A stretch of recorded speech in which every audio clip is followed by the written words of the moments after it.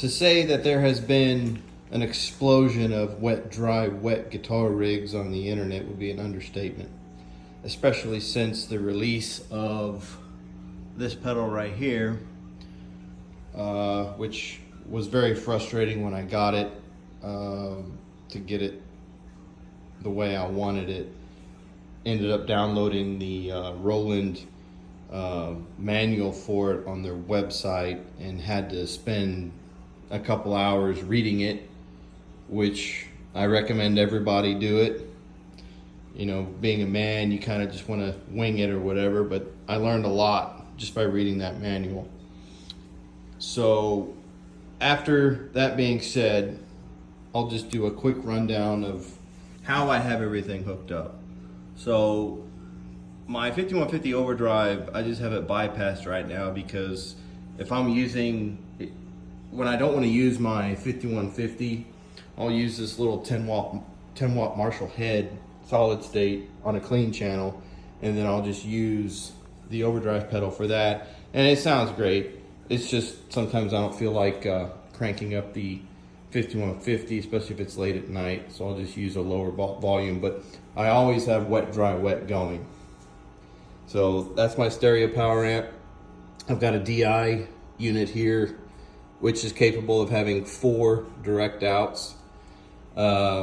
It's basically how everyone is going to run a wet, dry, wet rig, but with only 1 amp head instead of 3 amp heads, which that's very expensive, but I guess you can do it that way.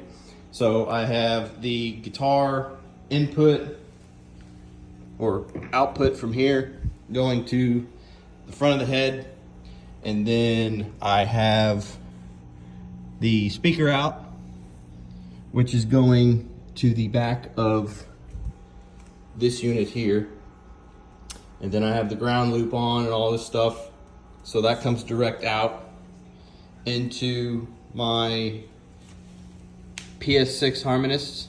So this is the direct out input into that, and then I have stereo out left and right into the stereo in of the EVH delay, and then the stereo out left and right, going to the left and the right speaker cabinets.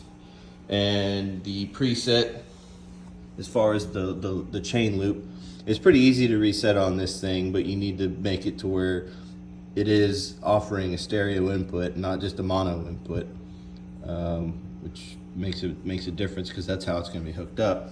So if I was going to have a mono rig, I would just make some changes, unplug some things, plug some things back in, and then it would be a mono rig. So the smart gate here is going, these two are going into the effects loop of the head for noise.